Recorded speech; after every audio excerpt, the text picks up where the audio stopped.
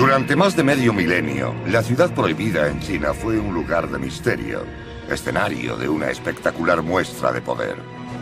Entonces, se convirtió en el centro de un momento crucial en la historia del mundo. El destino de esta mujer es inseparable del de la ciudad de los palacios. Sisi, la concubina, usó sus encantos, maquinaciones y férrea voluntad para lograr el poder en la ciudad prohibida, pero ¿adaptarse a las antiguas tradiciones conllevaría el fin del imperio?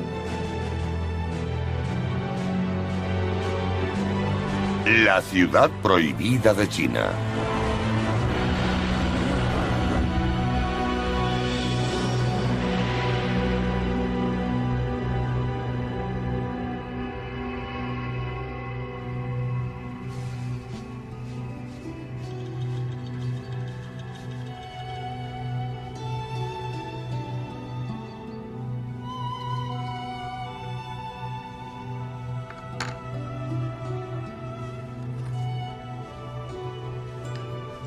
Todo empezó como un cuento de hadas.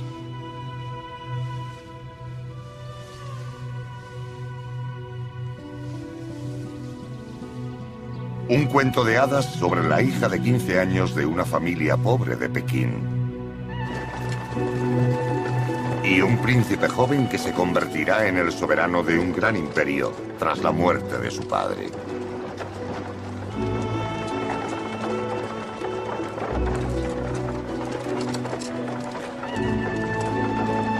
Estamos en la ciudad prohibida, en el año 1850.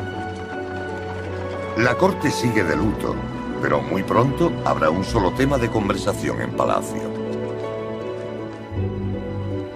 ¿Quién será la esposa de Xian Feng, de 20 años de edad, el nuevo emperador de la dinastía Qing, que lleva más de 200 años gobernando el reino central?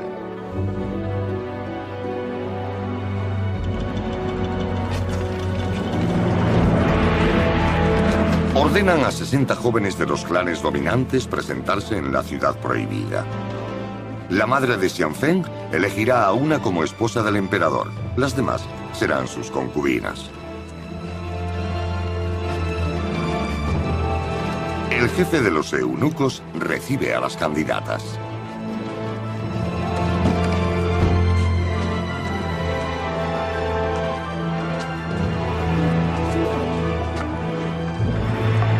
Entre ellas está Yehenara, de 15 años de edad. Debe despedirse de su familia ante la imponente Puerta Meridiana, pues los súbditos del emperador no pueden acceder a la ciudad prohibida.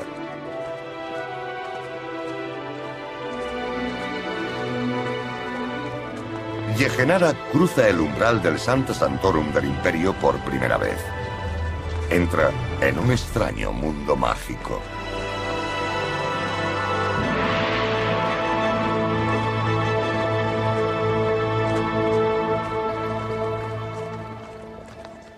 En su camino cruza uno de los 5 puentes sobre el río de las aguas doradas.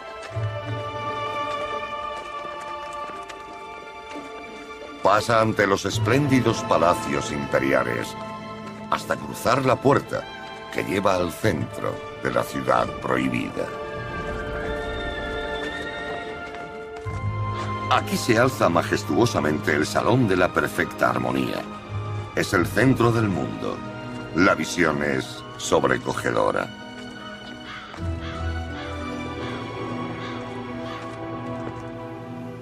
Sin duda, esa era la intención de sus constructores. El tamaño de las plazas, la simetría de los palacios, el juego de colores. Todos los detalles de la ciudad prohibida tienen un objetivo superior.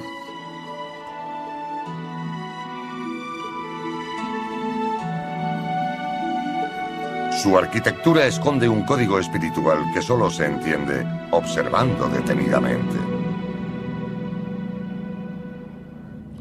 La disposición de la ciudad prohibida sigue los principios del Feng Shui y las enseñanzas del Yin y el Yang. Por ejemplo, el Yang representa la luz y la calidez del sur, y el Yin, el frío y la oscuridad del norte. El eje central del complejo se extiende de sur a norte. En la ciudad prohibida estas dos fuerzas debían estar en perfecta armonía.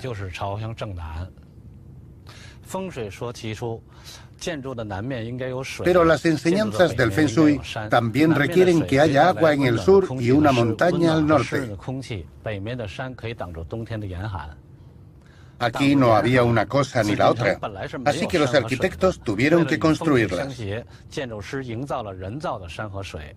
En el sur crearon el río de las aguas doradas y en el norte la colina del carbón. La colina tenía la finalidad de proteger a la ciudad prohibida de los malos espíritus y resguardarla de los vientos gélidos del invierno. El río era el contrapeso a la colina y mantenía el recinto fresco en verano. Así que estos esfuerzos por lograr la armonía espiritual también tenían una finalidad práctica. La arquitectura espiritual va acompañada de rituales muy estrictos. Incluso los criterios para elegir una esposa imperial estaban claramente fijados. La elección es un privilegio de la madre del emperador, la mujer principal de la corte.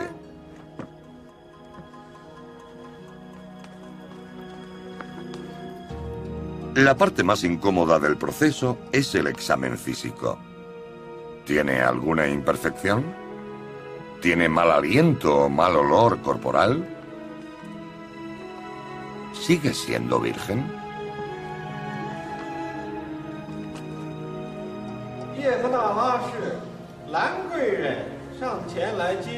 Le piden a Yehenara que dé un paso al frente para recibir su regalo de prometida. Muchas estaban celosas de mí porque se me consideraba una mujer hermosa, se cree que dijo Yehenara. Pero parece que la madre del emperador no está de acuerdo. La convierte en concubina de 5º grado, el más bajo.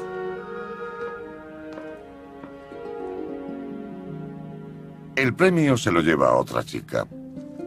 Ella será la esposa del emperador y le dará a la dinastía su heredero. Además, se convierte en la principal rival de Yehenara por el favor del emperador.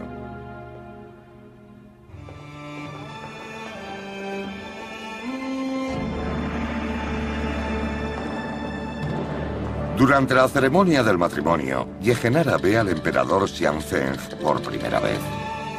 El Hijo del Cielo es el único hombre fértil en la ciudad prohibida, un universo con más de 3000 eunucos y casi otras tantas mujeres.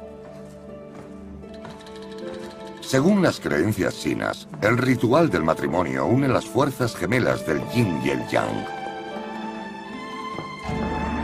El yin representa la fuerza femenina que nutre y protege. El yang, la fuerza creadora masculina.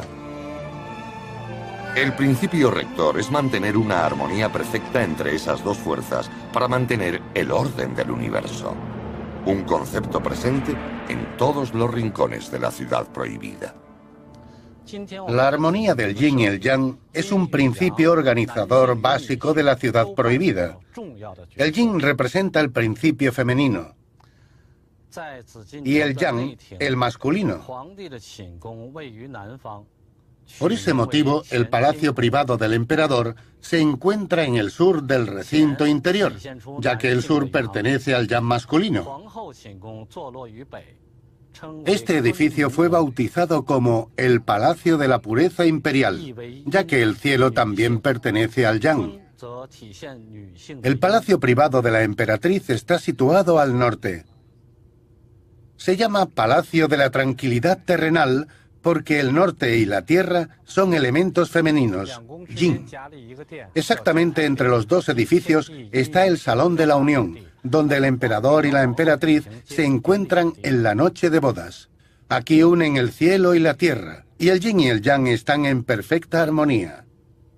Las enseñanzas del yin y el yang están hondamente arraigadas en la mentalidad china y en su cultura. Todo lo que nos rodea puede relacionarse con el yin y el yang. Por ejemplo, exterior e interior, masculino y femenino, cielo y tierra, fuego y agua.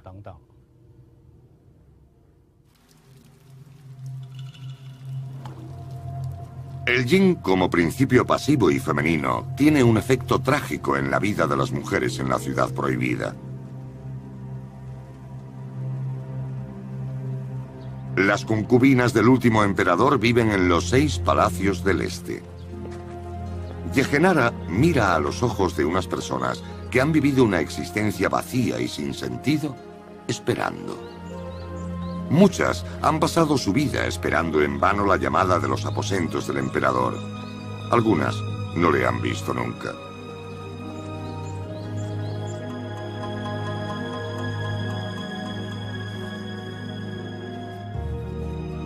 Este bien podría ser el destino de Yehenara.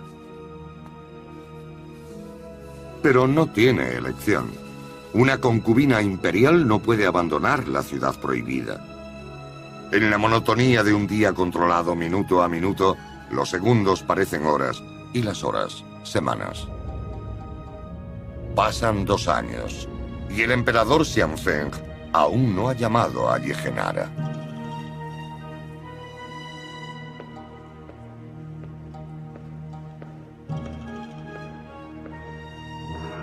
El cuento de hadas se ha convertido en una pesadilla. Una vida encerrada en una jaula de muros de color púrpura y tejados dorados.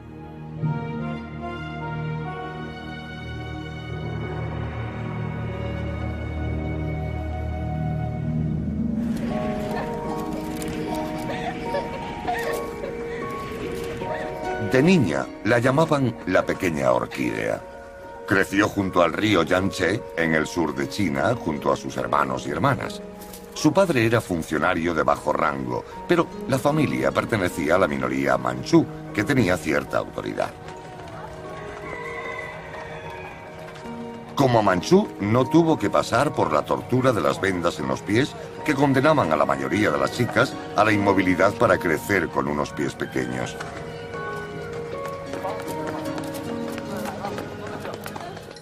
El padre de Yehenara educó a sus hijos según las tradiciones de su pueblo. Estaba muy orgulloso de su herencia manchú y tenía gran interés en que sus hijos conocieran las gloriosas hazañas de sus antepasados.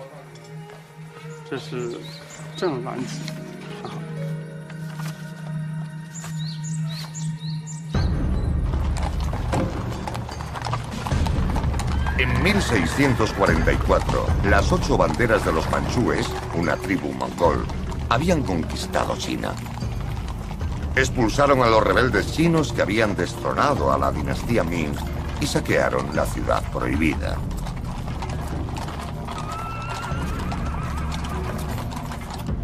En la colina de carbón, situada al norte de la ciudad, un victorioso general manchú presenció el último acto de la caída de los Ming.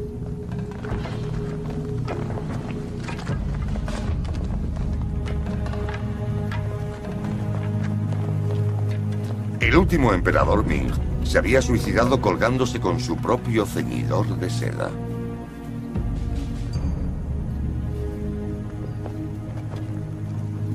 Ahora los manchúes gobernaban la ciudad prohibida. Se llamaron a sí mismos los Qing, los puros. La dinastía manchú Qin llevó a China a otra nueva época de esplendor. Esto queda claro por el hecho de que en el siglo XVII el imperio Qin era el más grande del mundo. Y uno de los motivos para ello es que los Qin aprendieron de los errores cometidos por los anteriores gobernantes extranjeros e intentaron evitar caer en lo mismo. Otra razón importante fue que los gobernantes Qin resultaron ser grandes impulsores de la cultura clásica china. De hecho, a menudo eran más chinos que los chinos.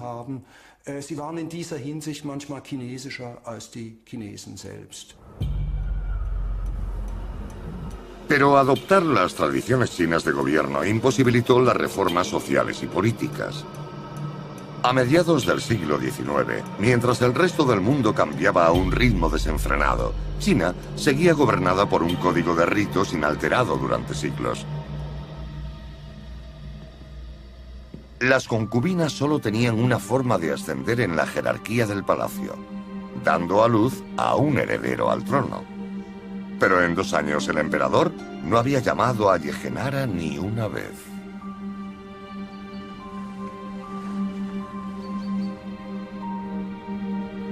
Entonces, Ante-Hai, el eunuco que le habían asignado como sirviente, rompió todas las normas del protocolo. Sabía que si sus palabras le disgustaban, ella podría ordenar su ejecución. Pero quizás tenía maneras de hacer que el emperador se fijara en ella.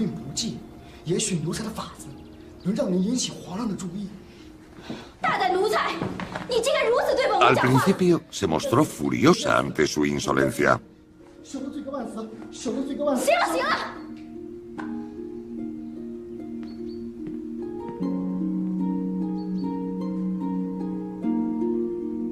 Pero luego reconsideró la propuesta. Quizás podía ayudarle. ¿Qué podía hacer por ella? Yehenara no podía ir a ningún lugar de la corte y pasar desapercibida, pero él podía convertirse en sus ojos y sus oídos en la corte. Conocía a los guardias de las puertas. Podía colarse en todos lados como un gato. Encontraría formas de que su señora llamara la atención. Así obtendría el favor de la corte.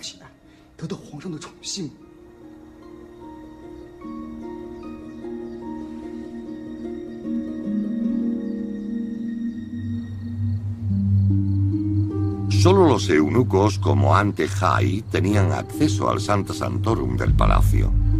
Había unos 3000 viviendo en la ciudad prohibida. Aparte de custodiar el harem, eran responsables de las tareas diarias en palacio, desde la limpieza hasta la administración de la casa imperial. Nadie está tan cerca del emperador. Los eunucos estaban entre las personas más influyentes de la jerarquía palatina. De todos ellos, el más poderoso es el jefe. Tenía el privilegio de presentarle a diario al emperador unas tablas de jade en las que estaban grabados los nombres de las concubinas. El Hijo del Cielo escogía a la mujer con la que quería compartir su lecho esa noche. Con la ayuda de su emprendedor sirviente, Yehenara consigue una audiencia con el jefe de los eunucos.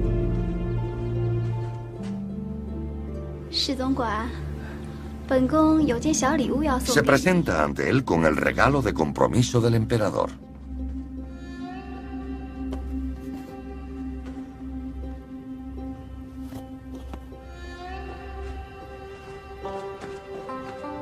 El jefe queda sorprendido y se niega a aceptar esta muestra de afecto del emperador.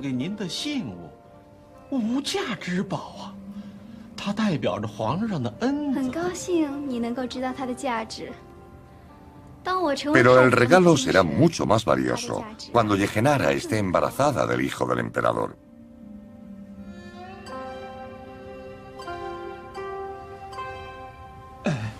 Yehenara ha conseguido un importante aliado en la corte. Puede confiar en él.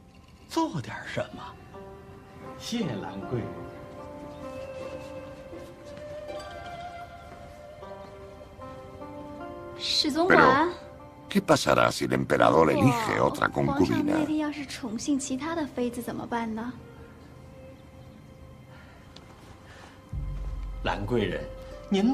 El jefe de los eunucos tiene maneras de forzar las situaciones en la ciudad prohibida. Empezará por hablarle de su belleza al emperador.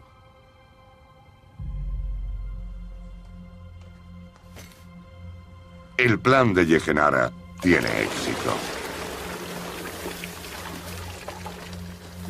El emperador la elige para pasar la noche con ella. Los preparativos duran todo el día.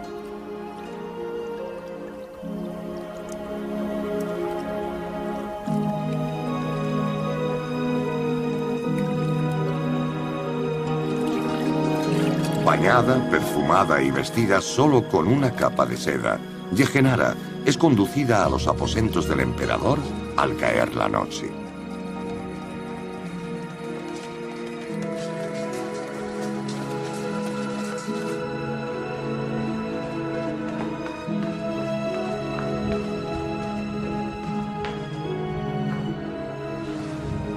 Nadie sabe qué ocurre durante este primer encuentro entre Yehenara y el emperador.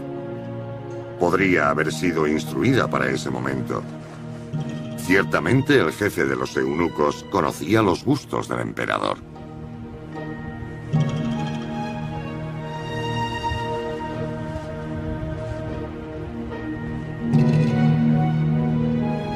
Según los rituales, el acto amoroso con una concubina respondía a las enseñanzas del yin y el yang y no a la creación de un heredero.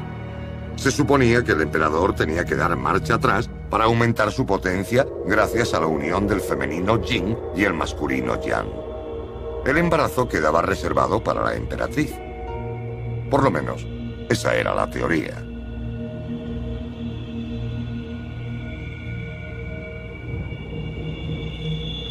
En todo caso, los eunucos permanecían en la habitación para hacer un informe detallado del procedimiento.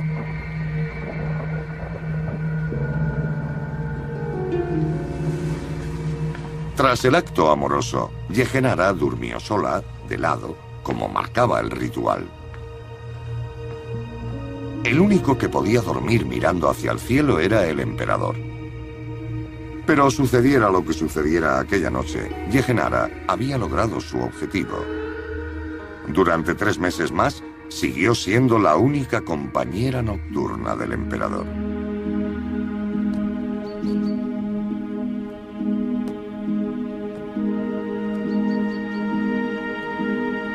Finalmente, los deseos más íntimos de Yehenara se han cumplido. Un médico comprueba su pulso a través de una cinta de seda, ya que no le está permitido tocarla. A pesar de la inexactitud de este método, no hay ninguna duda.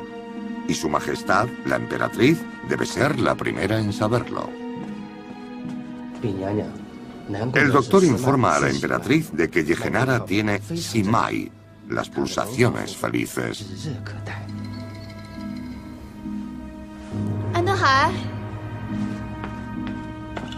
Antehai le aclara el diagnóstico a Yehenara.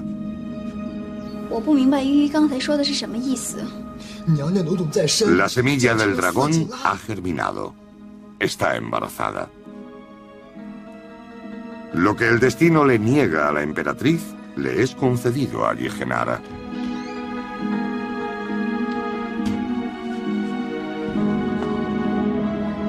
A partir de ahora tendrá que soportar el odio mordaz de sus rivales. Y nada las detendrá en su intento de hacerle daño.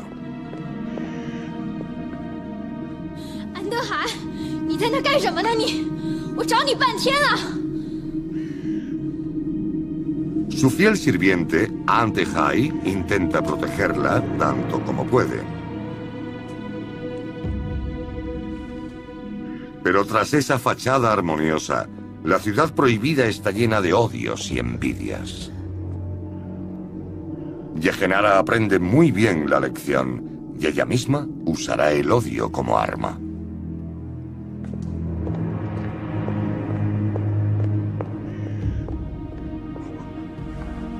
El 27 de abril de 1856, Yehenara da a luz a un hijo.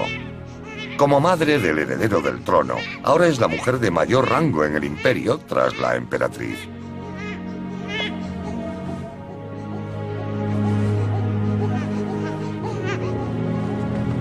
Pero su ascenso meteórico tendrá un precio. Casi no puede ver a su hijo, Sai Jung, porque su educación está en manos de la emperatriz y los eunucos.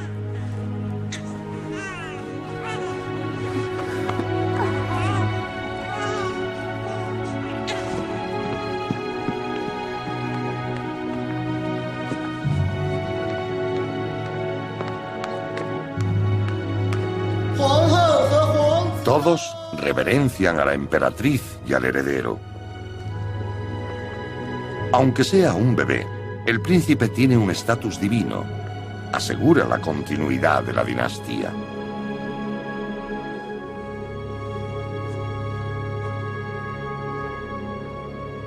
¿Pero Yehenara podrá aceptar su papel?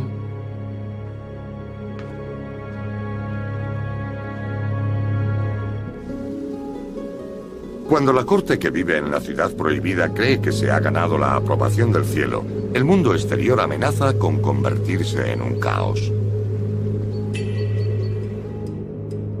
Las inundaciones destruyen las cosechas. Hay hambruna en todo el país. La desesperación genera levantamientos que se reprimen de manera sangrienta. Y los extranjeros, sobre todo los británicos, se están concentrando en las fronteras del imperio. China siempre se había mantenido alejada de la influencia de los bárbaros extranjeros. Pero después de la Primera Guerra del Opio en 1840, Gran Bretaña impuso la apertura de los puertos chinos. Ahora otras potencias europeas están exigiendo su parte e insisten en comerciar con China en pie de igualdad. El emperador, que está enfermo y cansado de su rígida rutina diaria, no es capaz de ocuparse de la situación. Confía cada vez más en su concubina favorita, Yehenara, para que le ayude a cumplir con sus tareas de gobierno. Yehenara es quien estudia las propuestas oficiales y orienta las decisiones del emperador.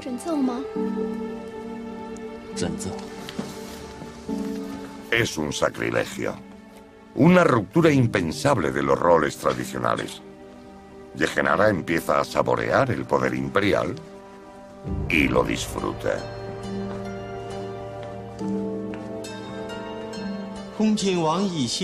Cuando el emperador concede una audiencia incluso a los visitantes más importantes, Yehenara permanece a su lado.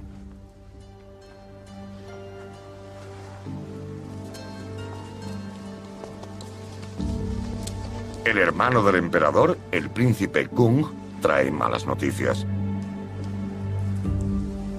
Británicos y franceses exigen de nuevo embajadas en China. Para los chinos es una insolencia. El emperador nunca permitirá que los bárbaros lleguen a Pekín. Pero el príncipe Kung está preocupado. Los extranjeros tienen soldados. Algunos en la corte quieren matar a los bárbaros, o mejor, que sus embajadores sean tomados como rehenes, hasta que los soldados extranjeros abandonen el país. Yehenara aporta la solución. Los bárbaros ya han humillado bastante a China, ya se han hecho demasiadas concesiones.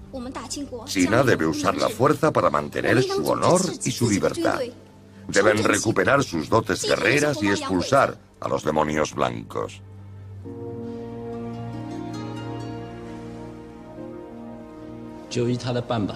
El emperador está de acuerdo.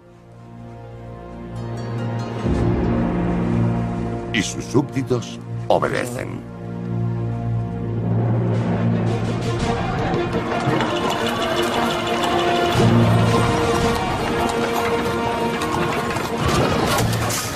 Los 20 miembros de la delegación anglo-francesa son detenidos y exhibidos por las calles de Pekín ante la multitud enfurecida. Los demonios blancos se salvan del linchamiento por muy poco.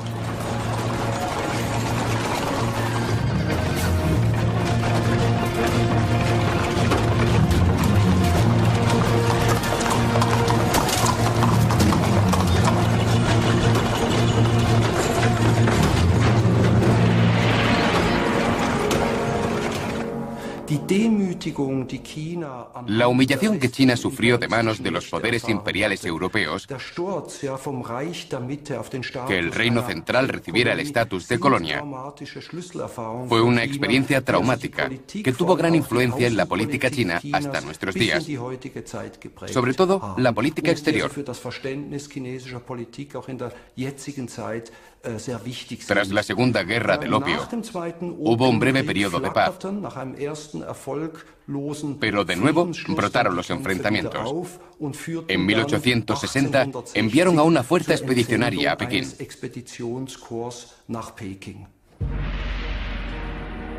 Con sus modernas armas, los europeos se abren camino hasta la capital. La corte huye de la ciudad prohibida por primera vez en la historia del país. La explicación oficial es que el emperador se marcha para participar en la cacería tradicional en su residencia de verano.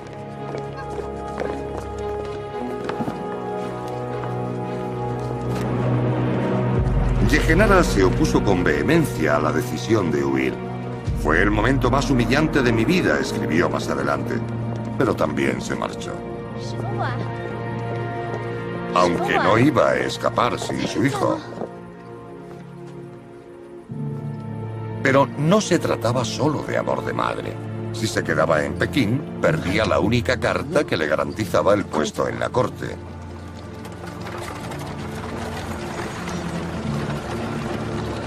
La decisión de marcharse pronto se demostrará acertada.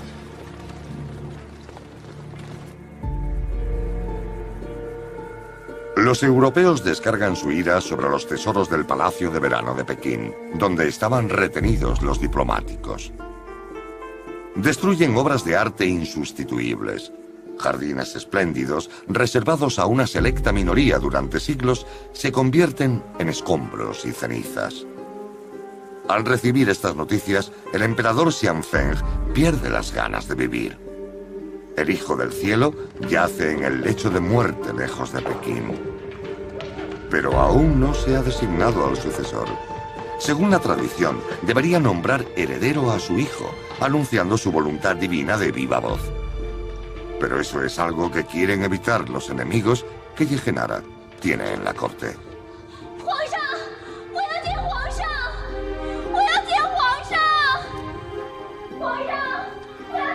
Sus intentos de llegar al emperador son en vano. Como concubina, no tiene derecho.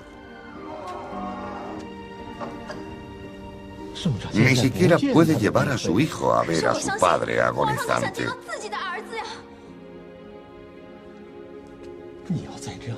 El jefe de los eunucos amenaza con arrestarla. Finalmente, el emperador llama a su hijo.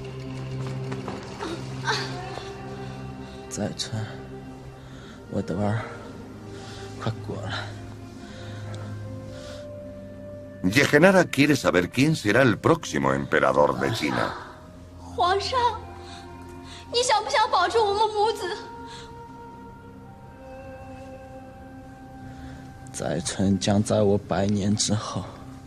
Xianfeng nombra a su hijo como sucesor. Él será quien guíe a China a un nuevo esplendor. Pero el emperador aún tiene que elegir un nombre para el reinado de su hijo.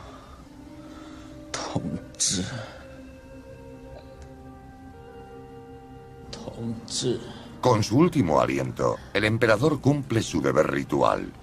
El nombre del nuevo emperador será Tongsu, gobernar juntos.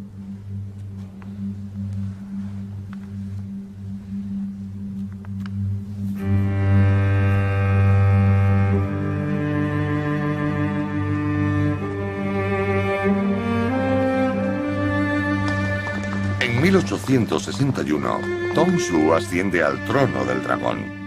Un niño de 6 años al mando de un imperio.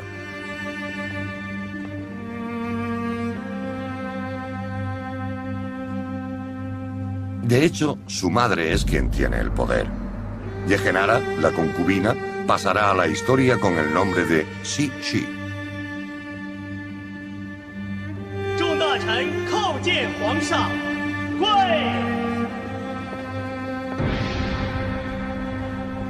Su firmeza ha salvado a la dinastía, que se habría deshecho en la lucha por el poder sin un sucesor legítimo. Yehenara se alía con el príncipe Kung, el hermano del último emperador, contra los funcionarios de la corte. Para ellos, la presencia de una mujer al frente del imperio rompe la armonía del orden tradicional. El príncipe Kung es uno de los pocos que se da cuenta de que el viejo orden ya no existe. Tras la destrucción del Palacio de Verano, ha aceptado la exigencia europea de tener embajadas en Pekín.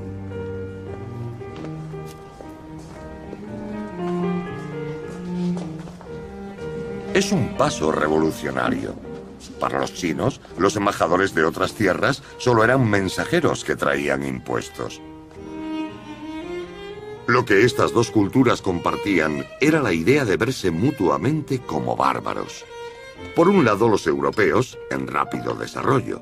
Por otro, los funcionarios chinos, totalmente convencidos de su superioridad cultural tras miles de años de civilización. Su formación consistía en aprenderse los textos de Confucio de memoria. La diplomacia no entraba en el programa. Los funcionarios de élite del imperio recibían su formación en la Academia Hanlin. Sus estudios se basaban en las enseñanzas de Confucio del siglo V a.C. Se suponía que estas enseñanzas tenían que generar un estado de armonía perfecta entre gobernantes y gobernados. Aprobar el examen garantizaba una carrera en la ciudad prohibida, pero esa educación era inútil en el cambiante mundo fuera del palacio.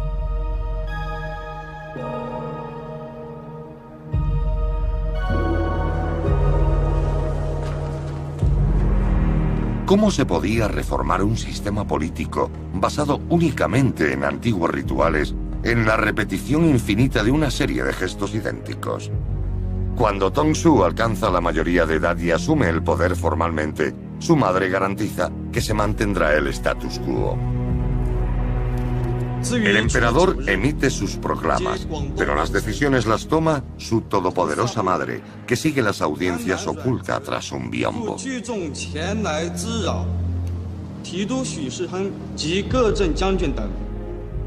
Sus contemporáneos se refieren a ella como la soberana tras la cortina. Xi no está preparada para abandonar su poder y sus privilegios. Eso es un hecho sin precedentes en la historia de China. Ha sobrepasado los límites de la tradición imperial, la misma tradición que intenta mantener. El Hijo del Cielo solo es figurante en un escenario imperial.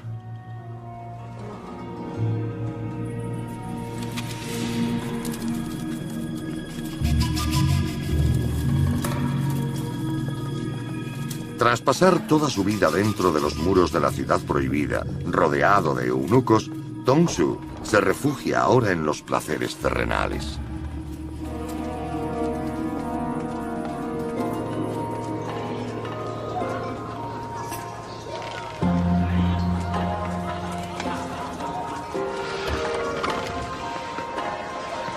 Sale de incógnito por la noche para descubrir lo que Pekín puede ofrecerle. La madame le invita a elegir su acompañante para pasar la noche.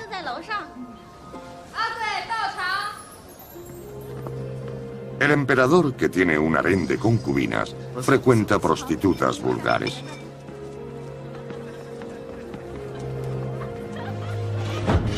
Para enfrentarse a una existencia carente de sentido, se refugia en las apariencias. Fuma opio, inducido por los británicos, aunque él mismo prohíbe su consumo bajo pena de muerte.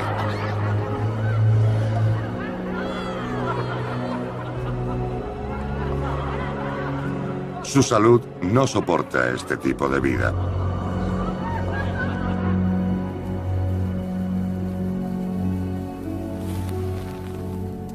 Muere en 1874, sin haber cumplido los 20 años. Según los documentos de la corte, Xi no encontraba consuelo. El dolor le hizo decir: pensé que podría ser feliz con mi hijo como emperador. Cuando murió, me convertí en otra mujer. Toda mi felicidad desapareció. Pero no tiene tiempo para el dolor. Si era dolor lo que sentía. La viuda de su hijo, la emperatriz Alute, está embarazada.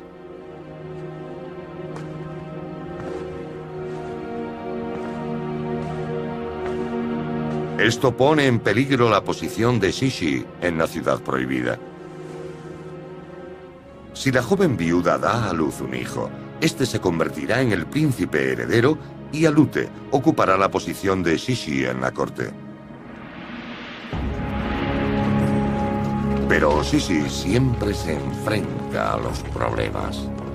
La misma noche de la muerte de su hijo, reúne al Alto Consejo de Estado.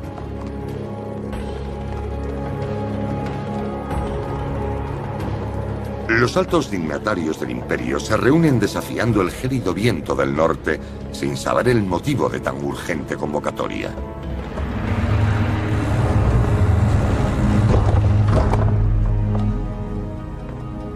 El plan de Sisi equivale a un golpe de Estado.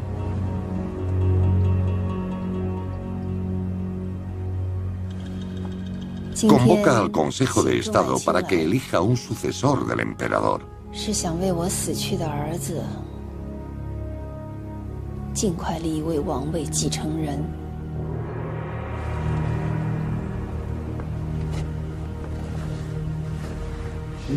Los consejeros no ven la necesidad de apresurarse.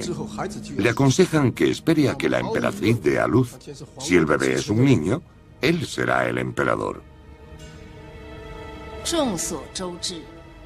Pero Sisi insiste en que en una situación crítica como esta, el trono no debería estar vacío ni un solo día.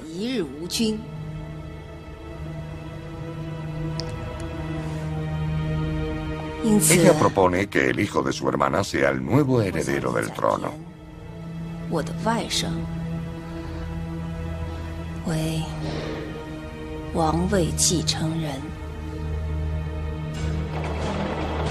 Sisi actúa antes de que surja la oposición.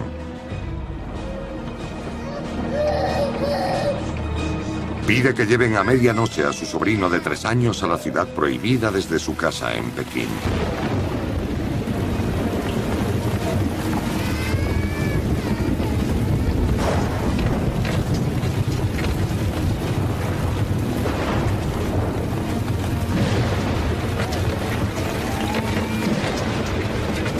Guangxu, el nuevo niño emperador, tendrá el mismo destino que su predecesor.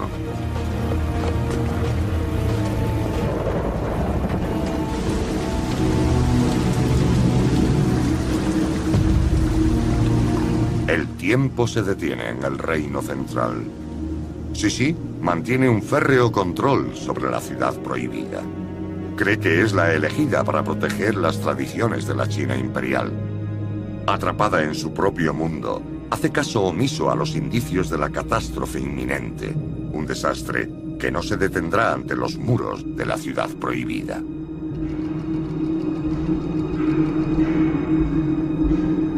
El imperio chino es una vieja fragata que hace agua, escribió un diplomático británico al rey Jorge en 1795. 100 años después, nada había cambiado. A punto de entrar en el siglo XX, la sociedad china sigue anclada en la Edad Media.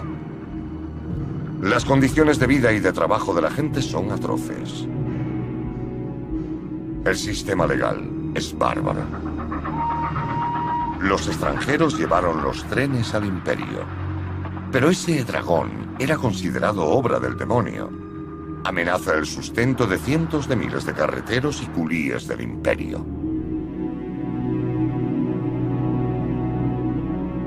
Pero Sisi no tiene tiempo para ocuparse de la tecnología de los demonios occidentales, aunque use un tinte parisino que tiñe el pelo y no el cuero cabelludo.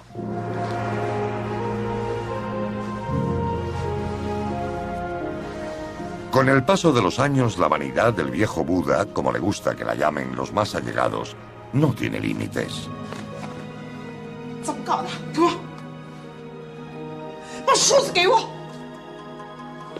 Según se cuenta, cuando se le caía el pelo, insistía en que se lo pegaran de nuevo a la cabeza.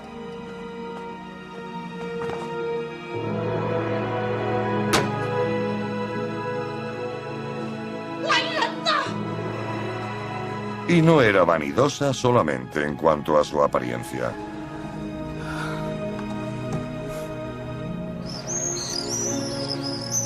Tenía un nuevo palacio de verano con los fondos destinados a la urgente modernización de la flota china.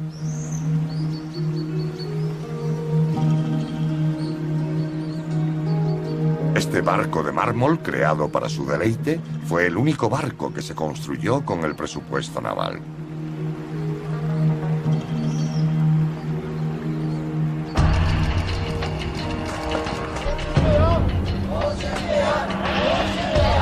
En el año 1900 se desató la ira del pueblo. Pero no fue contra Xixi y los Qing, sino contra los demonios blancos, los extranjeros. Los boxers creían que los extranjeros tenían la culpa del declive de China.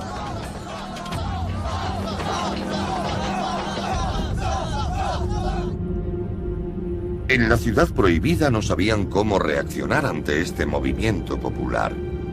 Si les dejaban salir de la jaula, ¿podrían volver a encerrarlos? ¿Había que aplastar este levantamiento igual que los anteriores? Guangxu, el emperador títere de Xixi, teme la reacción de los extranjeros ante un ataque de los boxers.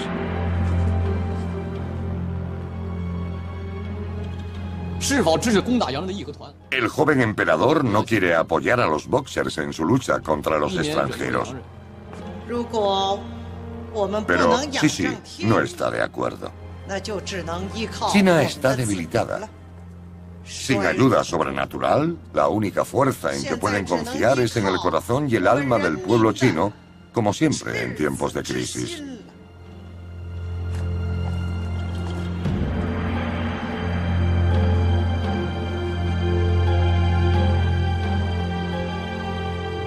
Siguiendo los consejos de Xixi, se publica un edicto en el que se llama a filas al ejército chino a los buenos elementos de los boxers rebeldes. Los malos deben ser pacificados, aunque el significado sea ambiguo. El mensaje es interpretado como una carta blanca para los boxers, para que inicien un levantamiento a gran escala.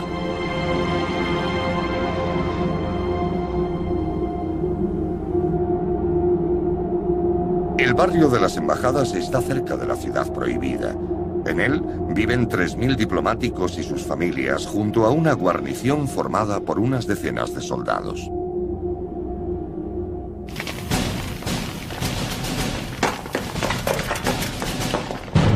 El barrio sufre un asedio durante 60 días.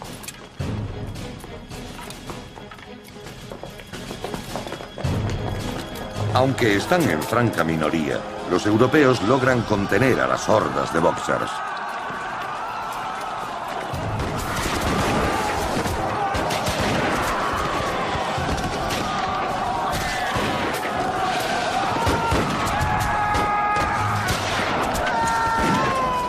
El odio acérrimo del ejército de campesinos no compensa su falta de adiestramiento militar. En pocos días, Xixi cambia de idea.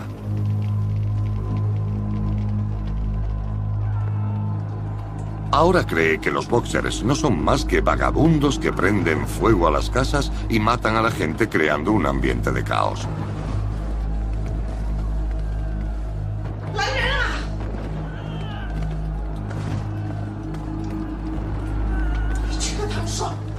Envía a un sirviente para que los boxers dejen de luchar, porque el ruido le impide dormir.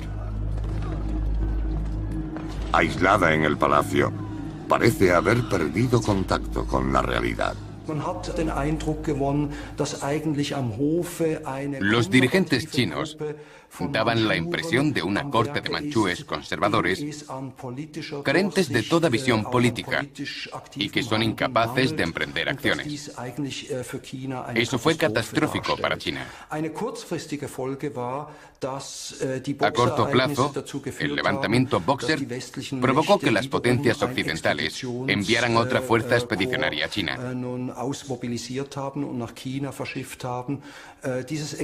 Avanzó hasta Pekín con la intención de ocupar la capital, y la emperatriz se vio obligada a huir de la ciudad prohibida por segunda vez.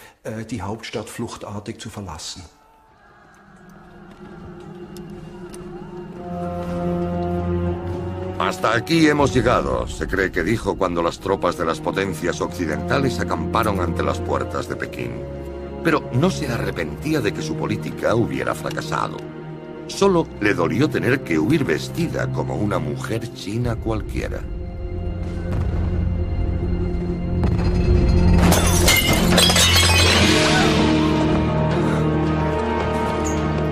Según los anales de la corte, una bala perdida llegó hasta su palacio.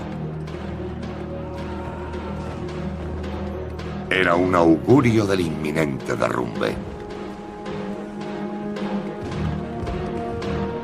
En otoño del año 1900, Cixi y el emperador Guangxu huyeron de la ciudad prohibida.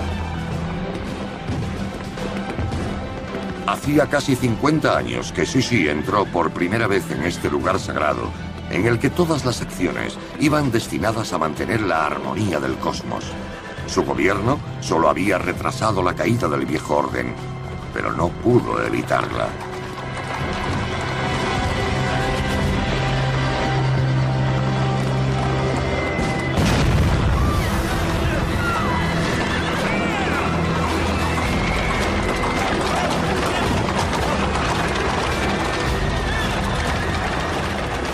Su huida acabó con el aura de la ciudad prohibida para siempre.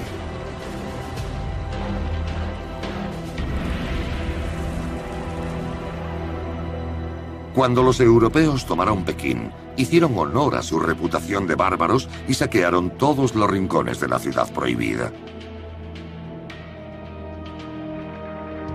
Para los chinos, este había sido el centro del universo durante 500 años. Los conquistadores lo convirtieron en burdos barracones para sus soldados. Pero un diplomático francés escribió unas palabras muy respetuosas sobre la sala del trono. Estos objetos tienen un aire antiguo y misterioso indescriptible.